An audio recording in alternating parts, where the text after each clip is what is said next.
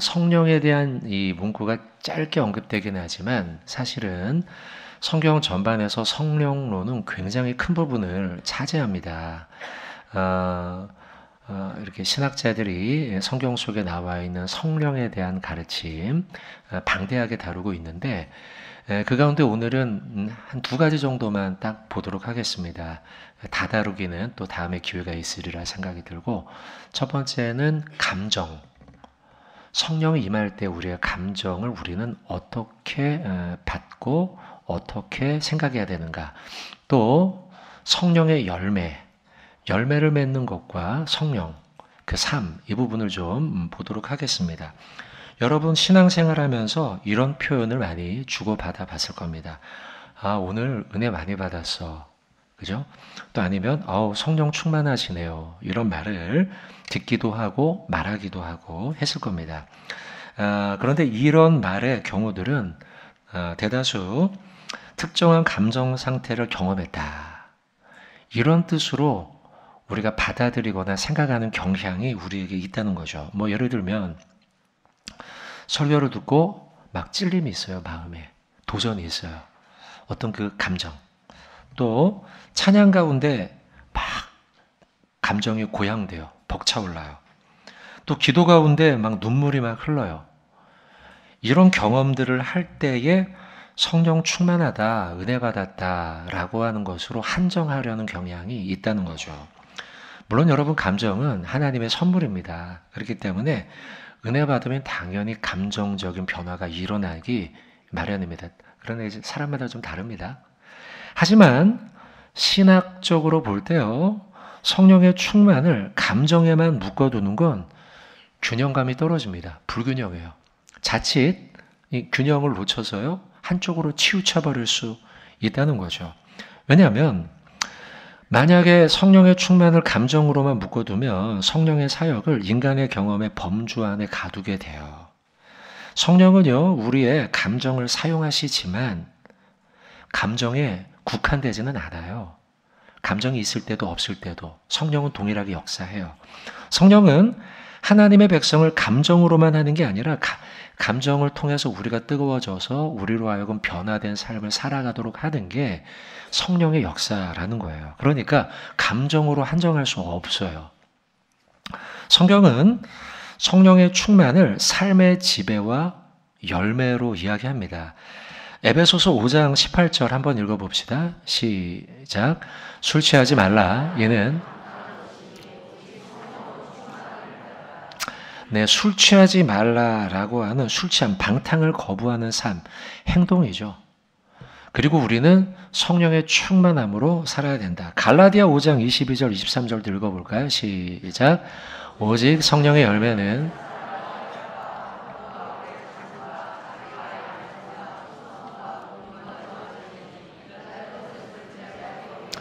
그 흔히 우리가 말하는 성령의 9가지 열매죠. 이거 암송하실 수 있을 것 같긴 한데 못하면은 글자는 앞에 나오니까 암송하는 것처럼 한번 해봅시다. 사랑 시작. 사랑, 희락, 화평, 오래 참음, 자비, 양성, 충성. 보니까 다 배우시네요. 자, 근데 여러분, 이 보세요. 어떻습니까? 물론 사랑하면 감정인 것 같지만 어때요? 살아보면. 사랑은 어쩌면 행동이에요. 그 사람을 위해 배려하고 이런 거죠. 희락, 감정인 것 같지만 결국 내 마음의 속에서 흘러나오는 즐거운 삶, 행동이에요. 오래 참음, 자비, 양성, 충성, 온유죠. 그러고 보면 성령이 충만하여 열매를 맺게 되는 모든 것들은 감정이라기보다는 물론 감정도 포함되지만 행동과 삶의 열매, 실천이라는 거죠. 예수님은 요한복음 14장 26절 보시면 이렇게 기록해요. 요한복음, 보혜사, 성령님이죠. 성령님, 그분이 너희에게 모든 것을 가르칠 거다. 생각나게 할 거다. 가르친다는 건 뭐예요? 배워서 그대로 사는 것이죠. 그러고 보면 성령님은 성령의 충만함과 성령의 역사는 감정에 국한되지 않고 오히려 우리의 삶 전반의 행위와 행동 속에 그 증거가 드러난다는 것이죠. 따라서 여러분, 성령 충만하다는 것은 단지 눈물 흘리고 마음에 떨림이 있고 이런 것에 한정되는 게 아니라 성령께서 우리의 사고, 가치관, 말, 행동, 행위 이 모든 걸 다스리는 상태를 의미하는 게 성령의 충만이에요. 감정적 체험이 있을 수도 있지만 없더라도 성령은 충만하게 역사할 수 있다 없다? 있다는 거예요. 이제 우리는요, 오늘 우리가 나눌 사도신경의 한 구절이죠. 성령을 믿사오며, 이 구절을 감정 또 행위, 삶의 열매 요 두 가지 좀 관점에서 성령의 역사에 대해서 좀 보도록 하겠습니다. 자, 여러분 지금까지 저는 여러분들에게 감정이 아니다 이런 말씀을 좀 주로 드렸어요. 근데 이렇게 말씀을 드리다 보니 마치 성령의 충만과 역사 속에는 감정이 완전히 배제된 것처럼 보이는데, 자, 그게 아님을 말씀드리고 싶습니다. 성령의 충만과 역사 속에는 감정이 수반된다는 거. 우리가 너무 감정 배제한 열매만, 저도 좀 그렇게 많이 설교했던 것 같아요. 주로요. 그런 설교를 주로 했는데 성경을 좀 더 보다 보니 그렇지가 않아요, 여러분. 감정이 동반이 됩니다. 초대교회 성도들이 성령을 믿사오며 고백을 했을 때 여러분 짐작해 보십시오. 한번 상상해 보십시오. 그들이 밋밋하게 성령을 믿사오며 카타콤 속에 그렇게 했을까요? 아니요. 그들은 삶냐 죽느냐의 그 고비 속에서 생명 걸고 지금 사도신경을, 자, 혹시 앞부분을 못 들었다면 1편, 2편, 3편에 그 부분을 많이 다뤘습니다. 실제 상황 속에서 사도신경이 어떻게 만들어졌는지 한번 보시면 실제로 그래요. 그들은 생명을 걸고 이 고백을 했단 말이에요. 이게 문법적으로 문학적으로 쓴 게 아니라, 학자들이 만들어 놓은 게 아니라 성도들의 죽느냐 사느냐의 삶의 고비를 넘어 이게 완성된 사도신경이에요. 그러다 보니 이들이 고백할 때 성령을 믿사오며, 이게 밋밋하게 감정이 그냥 가라앉은 상태에서의 고백이 아니라는 거죠. 벅차오르는 가운데 이 고백을 했을 거라는 거죠. 성경 속의 사건들도 그렇습니다. 오순절 성령 강림을 보면 그들이 얼마나 감정적인 동료가 있었는가를 볼 수 있어요. 사도행전 2장 13절 한번 읽어보고 보겠습니다. 같이 읽겠습니다. 사도행전 2장 13절 시작. 또 어떤 이들은, 자, 오순절날 성령의 강림이 그 다락방 안에 임했고 그 가운데 있었던 사람들이 크게 성령의 충만함과 강림과 내주를 경험합니다. 성령이 우리 안에 들어온 것이죠. 내 마음을 다스린 것이죠. 그러자 그들이요, 변화가 일어나요. 삶의 변화도 일어났지만 그 순간 그들은요, 감정적으로 큰 변화가 일어나요. 스스로도 그걸 느꼈고, 우리가 그러잖아요. 감정의 변화가 일어나면 저 사람 기분 나쁜가? 저 사람 기분 좋은가? 저 사람 뭔가 있네? 우리가 느끼잖아요. 주변 사람들도 알았다는 거예요. 13절을 보세요. 이들에게 성령의 충만함으로 인해서 감정적 변화가 일어나자 조롱하듯이 말합니다. 너희들 안 믿는 사람들이 조롱한 거예요. 저 사람들 술 마시고 저렇게 막 얼굴이 빨개진 거 아니야? 술 마시면, 저는 뭐 술은 안 마시지만 술 마시는 사람들 가운데 보면 그러잖아요. 술 마시면 안 하던 말도 하고, 그죠? 갑자기 막 목소리도 커지고 막 감정의 변화가 일어나고 그러잖아요. 그죠? 그런데 이 성령이 충만하고 성령의 내주를 경험했던 초대교회 성도들의 뭔가 감정적 변화가 일어난 걸 주변 사람들이 알았다는 거예요. 술 취한 거 아니야? 이렇게요. 예수님께서도요, 감정이 식어버린 세대에 대해서 책망하셨어요. 누가복음, 여러분 너무 새롭습니까? 이야기가요? 여러분 성령의 역사에 감정이 배제되지 않는다. 이 말씀 제가 지금 계속 드리고 있는 거예요. 저희 교회는 참고로 오순절 교회가 아니고 순복음이 아니고 지금 대한예수교회장 합동입니다. 그러나 성경에서 동일하게 얘기해요. 똑같이 얘기해요. 감정이 배제되지 않아요. 예수님께서는 심지어 감정이 식어버린 세대에 대해서 책망까지 하셨어요. 누가복음 7장 32절인데 보세요. 요 비유도 아시죠? 내용을요. 장터에 앉아서 서로 이르되 우리가 너희를 향하여 피리를 분다. 피리를 분다는 건 피리에 맞춰 노래도 부르고 춤도 추라는 거죠. 근데요, 팔짱 끼고 어떻게 얼마나 잘 피리 부나 보자 이러고 있다는 거죠. 감정이 식어버린 거죠. 또 곡해요. 슬픈 일이 있어요. 근데 울지 않아요. 왜 이런 말씀을 하셨느냐? 유대인들이요, 세례 요한 그리고 예수님 사역에 대해서요 동의하지 않는 거예요. 감정적으로. 구경꾼이 되거나 방관자가 되는 거예요. 그래서 어떻게 하나 보자 하고 동의하지 않는, 감정적으로 식어버린 것이죠. 인류의 구원을 위해 보내신 예수 그리스도를 보고도 그들은 밋밋하고, 그리고 그들에게 오실 보혜사를 보고도 냉랭하게 식어있던 그들의 감정적 반응에 대해서 예수님이 하신 말씀은 뭐냐? 춤추지 않고 애곡하지 않는다. 너희는 왜 그래? 같이 노래 부르고 같이 울어야지. 왜 너희의 감정은 식어 있어? 이렇게 말씀하고 있는 거예요, 지금요, 여러분. 구약에도 마찬가지입니다, 여러분. 구약 이스라엘 백성도요, 메말라 버렸어요. 나라가 멸망하고, 나라가 망했잖아요. 바벨론에게, 아수르에게요. 그러고 난 다음에 가슴이 차가워질 대로 차가워지고 냉랭해진 거예요. 그런 그들을 향해서 하나님께서는 에스겔을 통해 이런 말씀하셔요. 에스겔 36장 26절에 새 영을 너희 속에 둔다. 새 마음을 너희에게 준다. 성령을 너희에게 보낸다는 거죠. 그러면 너희 육신에서 이제는 너희 마음속에서 굳은 마음, 돌같이 딱딱하게 굳어버린 마음 없애.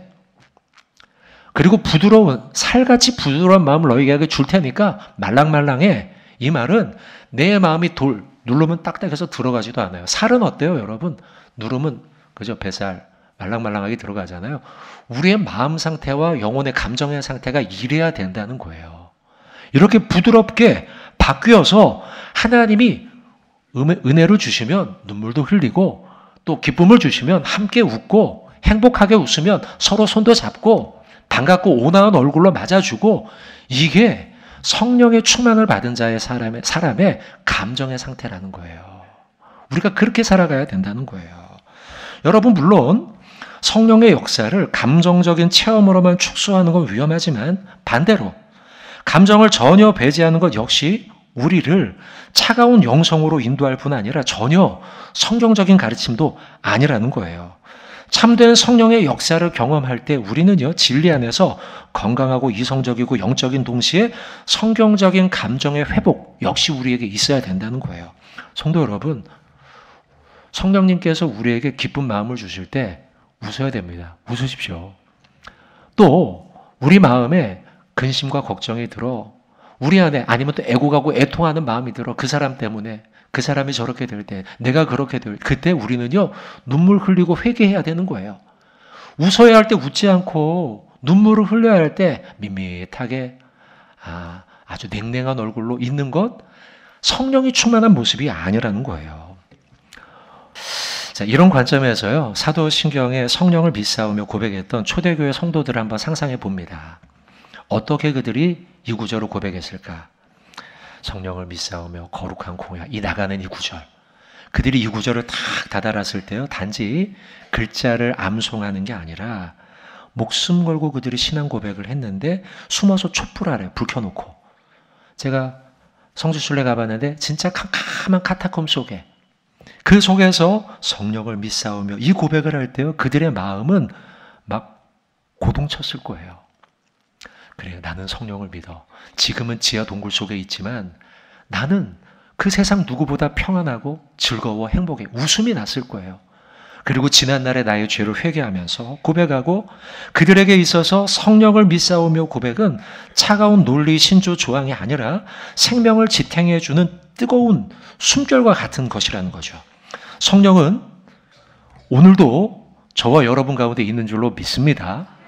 여러분 가운데 슬프고 어려운 일이 있을지라도 소망의 성령을 바라보며 기뻐하시길 바라고, 내 마음에 애고갈 일이 있다면 그냥 지나치는 밋밋한 사람이 아니라 애통하고 눈물로 회개하는 성령의 역사로 살아가는 저와 여러분 되시길 주님의 이름으로 축원드립니다.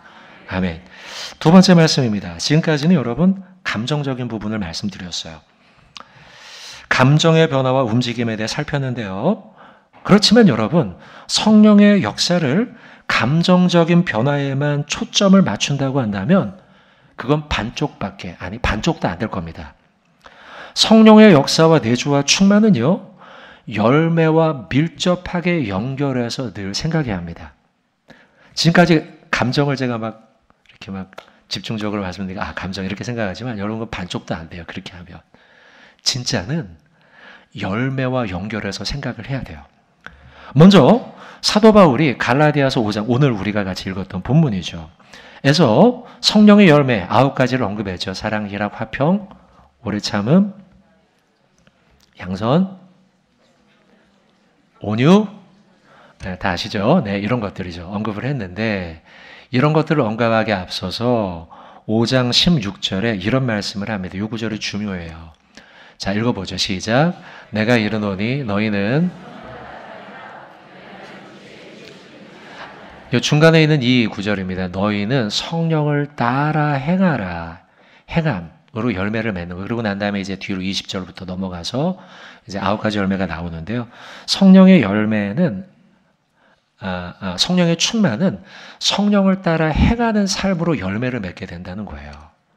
열매. 근데 열매로 아까 언급했던 9가지를 생각해 보면 사랑, 희락, 화평, 오래 참음, 자비양 등등등 이런 것들은 참 착하고 좋은 일들이죠. 근데 여러분에게 이런 질문이 들 수 있어요. 목사님, 보니까 그건 착한 일을 하는 사람들의 삶인 것 같은데 그리스도인이 아니어도 사랑할 수 있지 않나요? 그리스도인이 아니어도 오래 참지 않나요?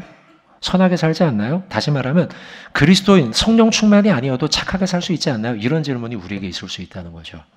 여러분은 어떻습니까? 어떤 차이가 있는 것 같습니까? 물론 맞습니다, 여러분.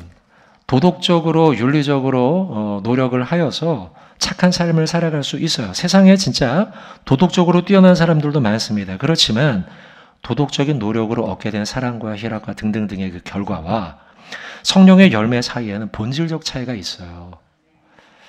어떤 차이가 있을까요? 그 둘 사이에 통치의 차이가 있어요. 통치의 차이. 사람의 도덕적인 노력에 의한 결과의 결과물은 비슷할지 모르지만 그 전자와 후자 사이에는 누가 주체적으로 그것을 했느냐.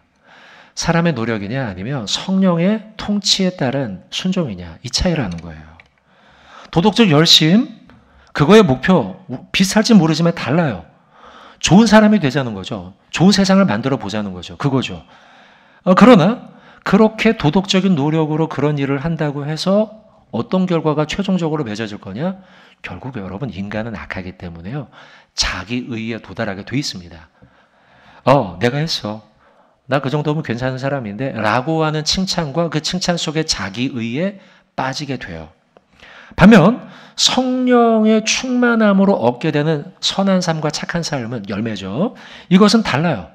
내가 한 게 아니죠. 물론 내가 했습니다. 행동은요. 사랑도 내가 했고 오래 참음도 내가 했어요. 그러나 누가 시킨 거예요? 성령이 시킨 것이죠. 누구의 통치를 받은 거예요? 성령의 통치를 받은 것이죠. 그러면 결과적으로는 내가 한 게 아니라 누가 한 겁니까? 성령께서 하는 일에 순종한 것뿐이에요. 자기 의가 아니라 하나님의 영광으로 다다르게 된다는 거죠. 분명히 다릅니다, 여러분. 그래서 도덕적으로 선한 삶을 살아가는 것과 성령의 충만함으로 인해서 열매를 맺는 삶은 하나님의 영광이냐 자기 의냐 완전히 다른 길로 가게 돼 있다는 거예요. 저는요, 성령의 충만과 열매에 있어서 중요한 단어가 이거라고 생각해요.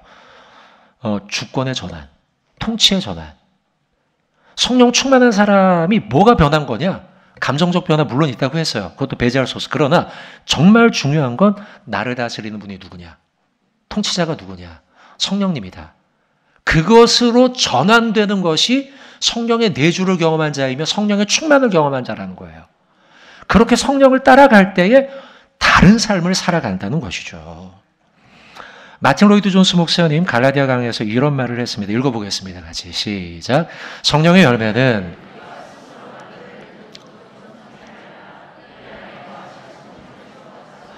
자, 요 문장이 잘 보여주죠. 우리가 스스로 만들어내는 도덕적 노력이 아니에요. 성령의 열매는. 그건 자기의 노력, 도덕적인 결과인 거죠. 성령의 열매는 그런 게 아니에요. 그럼 뭐냐? 우리 안에 거하시는 성령님께서 다스리신다. 통치하신다. 주권자가 되신다. 주권의 전환, 통치의 전환, 나에게서 성령께로 넘어가는 전환이죠. 이 전환으로 생겨나는 생명, 생명이라는 게 뭐예요? 나무죠, 나무. 나무의 열매. 우리 인생의 나무의 열매가 맺혀지게 되는 게 바로 주권자, 통치자가 전환됨으로써 일어나게 되는 변화, 그게 바로 성령의 열매라는 것이죠. 성경은요, 성령의 통치하심에 대해서 이렇게 말합니다. 아까 제가 중요하다고 한 구절이에요. 갈라디아서 5장 16절. 한 번 더 읽겠습니다. 시작. 내가 이르노니, 자, 보세요. 성령을 따라 행하라는 거예요. 성령을 따르라는 거예요. 따르라. 통치자, 그분이 통치자다. 그분이 주권자다. 그분을 따르라니. 이게 바로 성령 충만의 열매예요, 여러분. 성령의 열매는 성령을 따라 행할 때, 즉 성령의 다스림을 받을 때 맺히게 되는 것으로서 도덕과 윤리의 결과와는 전혀 다른 거예요. 여러분, 분명히 우리는 구분해서 성령의 통치를 받아 그분께 순종함으로 사랑도 하고 희락도 하고 화평도 하고 그래야 되는 거예요. 내 노력과, 물론 내 노력이 해야 되지만 내 노력은 뭘 노력하는 걸까요, 그러면? 내 노력은 순종하기 위한 노력이에요. 초대교회 성도들이 사도신경을 고백하면서 성령을 믿사오며 이렇게 고백할 때에 물론 마음속에 뜨거움이 일어나며 했겠지만 단순하게 마음속으로만의 암송이 아니라 이 고백 속에는 성령님, 저는 성령님을 믿어요. 그리고 이제는 성령님을 믿기 때문에 성령님의 통치에 따라서 순종하며 살게요. 이런 결단의 고백이었다는 거죠. 사랑하는 성도 여러분, 우리에게 필요한 건 조금 더 착한 사람이 되는 것이 아닙니다. 우리에게 필요한 건 착하고, 완전하게 착하고, 조금 더가 아니라 완전하게 착하고 완전하게 선하신 성령님의 뜻을 따라 성령님의 통치를 따르겠습니다, 순종하겠습니다 결심하는 삶이에요. 성령께서 주인이 되실 때 우리의 삶에 온전한 열매가 맺히는 거예요. 오늘 우리 고백한 성령을 믿사오며 이 고백, 우리 역시도 초대교회 성도들과 같이 동일하게 고백해야 돼. 하나님, 이 고백할 때 성령님이 나의 주인입니다, 통치자입니다, 그 순종하며 따라가겠습니다, 이 결심과 함께 이 사도신경을 고백해야 될 줄로 믿습니다. 저는 존 스토트의 말 한 번 더 인용하면서 말씀을 좀 맺으려고 하는데요. 성령의 충만, 존 스토트, 성령의 충만은 감정의 정점이 아니라 거룩한 인격의 성장이다. 많은 의미를 담고 있어요, 이 한 문장이요. 감정의 정점. 여러분, 우리가 앞부분에 살핀 것처럼 성령의 충만은 감정을 동반하는 거 맞아요. 그죠? 맞아요. 그래서 우리가 돌같이 딱딱해져 있어서는 안 돼요. 은혜 받으면 눈물도 나고 또 기쁨도 우리에게 주시면 함께 웃기도 하고 행복해하기도 해야 돼요. 그러나 성령의 충만은요, 그게 정점이 아니에요. 감정의 상태가 정점이 아니에요. 그럼 뭐가 정점일까요?